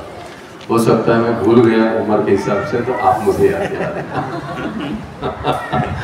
ओके, तो आई थिंक यहाँ पे हमको रुकना चाहिए, अगला भी हमारा कार्यक्रम होगा। सो स्मरण अवस्था संपत्ति दशा, उसको अगली बार पूरा करेंगे। एक ही पेज रह गया क्या? हाँ चलो पढ़ लेते ये श्लोक कंप्लीट हो जाएगा। चैतन्य चरितामृत में नवदीक्षितों को यह सलाह है कि सारी भौतिक इच्छाएं त्याग दी जाए और शास्त्रों के आदेशानुसार भगवान की नियमित भक्ति में लगा जाए। इसका मतलब क्या है? शरीर की जो आवश्यकता है वो शून्य पर ला दिया जाए। हाँ आगे। इस प्रकार नवदीक्षित भक्त कृष्ण के नाम, यश, रूप, गुणों आदि के लिए आसक्ति उत्पन्न कर सकता है। एक बार ऐसी आसक्ति विकसित हो जाने पर वह विधि निषेधों का पालन किए बिना ही कृष्ण के चरण कमलों की तत्काल सेवा कर सकता है। यह राग भक्ति कहलाती है। इस अवस्था में राग भक्ति, राग शब्द का अर्थ होता है तीव्र आसक्ति। अभी हम लोग आसक्त हैं भगवान से, भगवान की सेवा से, लेकिन राग भक्ति यानी वो तीव्र आसक्ति की उसके बिना हम रह ही नहीं सकते। मैं मंदिर में आए सिवा नहीं रह सकता, नहीं रह सकता, ये तीव्र आसक्ति। भगवान की सेवा किए बिना मैं नहीं रह सकता, सुबह जप किए बिना मैं नहीं रह सकता। अगर आज सुबह मेरा जप नहीं हुआ तो दिन भर मुझे कैसे तो लगता है, खाली खाली लगता है। तो ये हुई आसक्ति, तीव्र आसक्ति, जिसको राग भक्ति कहा जाता है। और ये तीव्र आसक्ति अब कैसे आती है वो आगे आए। चलो आगे। इस अवस्था में भक्त वृंदावन में कृष्ण के किसी नित्य पार्षद के चरण चिन्हों का अनुगमन कर सकता है। यह रागानुगा भक्ति कहलाती है। बस अब राग भक्ति अगर हमको भगवान के प्रति, उनके नाम के प्रति, उनके सेवा के प्रति यदि हमको तीव्र आसक्ति उत्पन्न करनी है तो हमको क्या करना पड़ेगा? रागानुग भक्ति। अब राग अनुग, देखो दो शब्द है। अनुग मतलब जो पीछे पीछे आता है, जैसे छोटा भाई है तो उसको अनुग कहते हैं, ये मेरा अनुग है। छोटी बहन है तो अनुगा, अनुजा वगैरह कहा जाता है।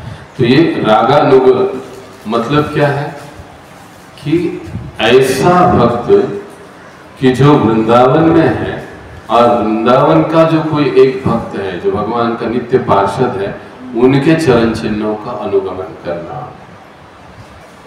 इसको कहा जाता है रागानुग भक्ति। अब हम सभी जो इस्कॉन के भक्त हैं वो कौन सी भक्ति करते हैं? राग अनुग, यानी वृंदावन के जो भक्त हैं उनके चरण चिन्हों का अनुगमन हम लोग करते हैं। ये रागानुगा भक्ति हुई। अब जो रागानुग भक्त है उनको और एक नाम है, आई थिंक पहले श्लोक में हमने देखा था, उनको रूपानुग भी कहा जाता है, कि जो रूप गोस्वामी के चरण चिन्हों का अनुगमन करते हैं। जो रूप गोस्वामी वृंदावन के मंजरी या गोपियों के चरण चिन्हों का अनुगमन करते हैं। तो ये हुआ रागानुग भक्ति। तो हम लोग कौन सी भक्ति हम लोग करते हैं? राग अनुग, यानी जिन्होंने भगवान के प्रति तीव्र राग विकसित किया है, ऐसे भक्तों के चरण चिन्हों का अनुगमन हम करते हैं। और ऐसे जिनका तीव्र राग विकसित हुआ है, ये भक्त लोग वृंदावन की गोपियां कहलाए जाते हैं। उनके चरण चिन्हों का अनुगमन हम लोग करते हैं, इसीलिए हम रागानुगी भक्त कहलाए जाते हैं। क्लियर? नेक्स्ट आगे। रागानुग भक्ति शांत रस में ही संपन्न की जा सकती है। ना शांत रस में संपन्न की जा सकती है। हाँ, शांत रस में ही है, तो ही है। रागानुग भक्ति शांत रस में संपन्न की जा सकती है। आगे। ये तो ही है। जब मनुष्य अपने को कृष्ण की दोवों के समान या लकुटी के समान या कृष्ण के हाथ की वंशी के समान या कृष्ण की गले में पड़ी माला के समान बनने की आकांक्षा करता है, दास्य रस में अभी रागानुग भक्ति अर्थात स्वयं स्फूर्त भक्तिमय सेवा शांत रस में भी संपन्न हो सकती है। अब ये 5 जो प्रमुख रस है, इन रसों का बात चर्चा यहाँ पर हो रहा है। तो शांत रस में भक्ति कैसे होती है? तो कभी कभी साधक या भक्त अपने को कृष्ण के गौओं के समान समझता है, उनकी लकुटी की छड़ी के समान समझता है, हाथ में बंशी है या गले में जो पुष्पमाला है वो अपने आप को उनके समान समझता है। यानी शांत रस में वो प्रत्यक्ष भगवान के आदान प्रदान में युक्त नहीं होता है, बल्कि शांति से वो भगवान अन्यों के साथ जो आदान प्रदान कर रहे हैं उसको देखकर आनंद अनुभव करता है। जैसे हम लोग ड्रामा देखते हैं, ड्रामा कर वो रहे हैं लेकिन आनंद हम लोग हमारा पार्टिसिपेशन उसमें कुछ नहीं है, हम सिर्फ देख रहे हैं। ये है शांत रस। भगवान के गले की माला, वृंदावन के पेड़ पौधे, वो तो भगवान के साथ कुछ आदान प्रदान नहीं कर रहे, लेकिन भगवान की लीला के साक्षी है, उनकी अन्य भक्तों के साथ जो आदान प्रदान है उसको देखकर वो आनंद की प्राप्ति करते हैं, सुख की प्राप्ति करते हैं। तो शांत रस वाले। आगे दास्य रस में मनुष्य चित्रक, पत्रक या रक्तक जैसे सेवकों के पद चिन्हों का अनुसरण कर सकता है। बस अभी दास्य रस में भी अगर कोई जब साधक भक्ति करता है तो भगवान के जो ये सेवक है, चित्रक, पत्रक, रक्तक, ये भगवान के सेवकों के नाम है। तो उनके और दास्य रस में विशेष रूप से हनुमान जी का नाम आता है। उनके समान भगवान को स्वामी मानकर उनकी सेवा करना, उनकी भक्ति करना, ये दास्य भाव। ओके आगे। सख्य रस में मनुष्य बलदेव, श्रीदामा या सुदामा जैसा मित्र बन सकता है। अब सख्य रस मतलब मित्रत्व के रूप में, भगवान मेरे मित्र है। दास्य में भगवान मेरे स्वामी है, मैं उनका सेवक हूँ। शांत में क्या है कि मैं भगवान का सेवक हूँ बस, लेकिन मैं सेवा नहीं, बस पड़े पड़े आनंद लूंगा सिर्फ, ये भाव है। कई बार होते ना, हमें भी ऐसे भक्त होते हैं, तो जी आप करते रहो, हम पड़े पड़े आनंद लेते रहेंगे। ओके, ये चिमटे मंत्र तो कह रहा तो ये है, तो ये कहलाई जाती है शांत। अब उसके बाद दास्य, और ये मित्र, यानी भगवान के साथ मेरा मित्रत्व का संबंध है। मैं जैसे सुदामा, श्रीदामा भगवान के मित्र थे, तो उसके अनुसार भगवान को मित्र समझकर उनकी सेवा करना या उनकी भक्ति करना। ओके आगे। वात्सल्य रस में मनुष्य नंद महाराज तथा यशोदा के समान बन सकता है। ओके, अब वात्सल्य रस यानी भगवान मेरे बच्चे हैं, मैं उनका माता हूँ, पिता हूँ, वॉटेवर जो भी है, जैसे नंद महाराज और यशोदा। भगवान यशोदा क्या सोचती, अरे मैं खिलाऊंगी तो खाना खाएगा, नहीं तो बेचारा भूखा मर जाएगा।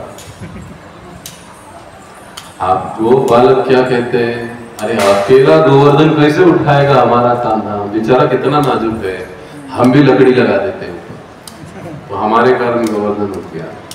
अब ये क्या है, ये है एक प्रकार से उनका भगवान के प्रति वात्सल्य भाव में प्रेम। जैसे गोपियां, कई सारी गोपियां भगवान को अपना पुत्र मानती थी, जो बड़ी गोपियां थी भगवान को अपना पुत्र मानती थी। अब जैसे वसुदेव है, देवकी है, नंद महाराज है, यशोदा है, ये वात्सल्य रूप में भगवान के भक्त हैं। आगे। और माधुर्य रस में जिसकी विशेषता माधुर्य प्रेम है, मनुष्य श्रीमती राधा रानी या ललिता तथा उनकी अन्य सखियों, मंजरियों यथा रूप तथा रति जैसा बन सकता है। अब ये माधुर्य रस यानी भगवान मेरे प्रेमी है, मैं भगवान का प्रेमी हूँ, इस माधुर्य भाव में, जैसे गोपियाँ और भगवान श्री कृष्ण, राधा रानी, ललिता आदि सखियाँ और उनका आदान प्रदान, ये माधुर्य भाव कहा जाता है। और इस माधुर्य भाव में रहकर कोई भगवान की भक्ति कर सकता है। अब इन पांचों रसों में जो उदाहरण दिए गए हैं उसमें समझने की एक महत्वपूर्ण बात है, क्या मैं सुदामा बन सकता हूं?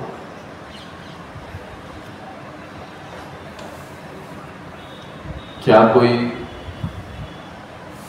माता यशोदा बन सकता है? अगर आपने ध्यानपूर्वक तात्पर्य को पढ़ा होगा तो देखिए इसका जवाब ध्यान में आएगा। क्या कोई नंद महाराज बन सकता है? क्यों नहीं तो क्यों?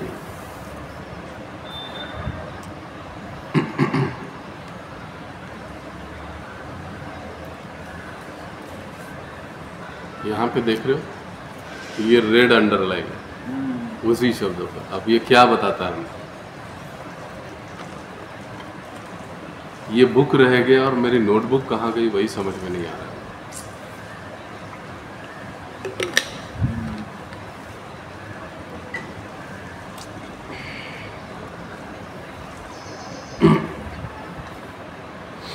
जैसा बन सकना बन सकता है और वही बनना, उनकी जैसे हम बन सकते अंतर है ना। हाँ। जैसे हम बोले- महात्मा परीक्षित जैसा मैं बन सकता हूँ, लेकिन क्या महात्मा परीक्षित में बनूंगा? नहीं। ऐसे फर्क है ना दोनों चीजों में। तो ठीक वैसे ही आप यशोदा जैसे बन सकते हैं, लेकिन यशोदा आप सुदामा श्रीदामा जैसे बन सकते हैं, लेकिन सुदामा श्रीदामा ये समझ बहुत जरूरी है। भगवत धाम में जाके हम यशोदा माता नहीं बनेंगे, श्रीदामा सुदामा नहीं बनेंगे, या कोई गोपी सखी ललिता विशाखा उनके जैसे। इसीलिए वो शब्द प्रयोग वहां पर किया गया है, रति जैसा बन सकता है। भक्ति के विषय में समस्त उपदेश का सार यही है। कोई प्रश्न किसी का?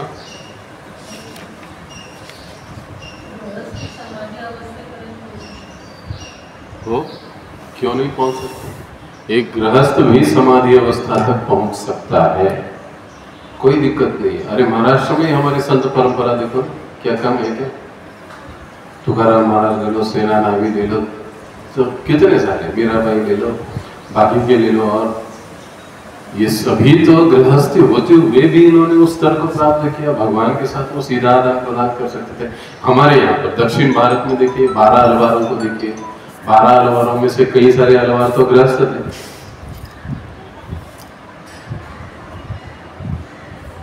गृहस्थी में रहते हुए भी, इसीलिए तो वो सुकीर्तनात्मक शब्द है ना। चाहे कोई भी स्थिति हो, कोई ब्रह्मचारी हो, सन्यासी हो या गृहस्थ हो, हर कोई व्यक्ति समाधि के स्तर को प्राप्त कर सकता है, लेकिन मेहनत करनी पड़ेगी, मेहनत करनी पड़ेगी।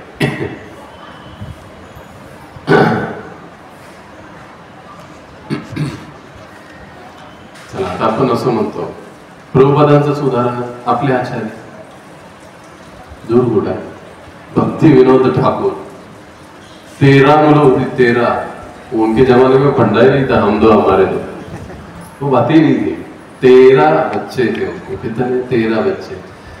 और वो मैजिस्ट्रेट, स्टेट मैजिस्ट्रेट थे वो, लेकिन फिर भी स्टिल उनको 7th गोस्वामी कहा जाता है। उनका स्तर, उनकी समाधि अवस्था गृहस्थी से ही थे ना वो। मतलब हमारी परंपरा वैसे देखा जाए तो ब्रह्मचारियों की परंपरा कम है हमारी गौड़ीय परंपरा। अगर हम देखेंगे हिस्ट्री को तो ज्यादातर गृहस्थ भक्त है, ज्यादातर प्रापंचिक गृहस्थ भक्त है, लेकिन वो किस स्तर तक पहुंच गए? कोई भी इसको प्राप्त कर सकता है, चाहे स्त्री हो, पुरुष हो, गृहस्थ हो।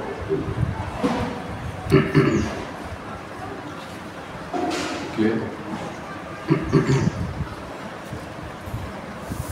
तो ठीक है, यहाँ पर रुकेंगे हम। जगत गुरु श्रील प्रभुपाद की जय, अनंत कोटी वैष्णव वृंद की जय। एक 10 मिनिट ब्रेक, त्यानंतर आपण तुलसी आरती स्टार्ट करू।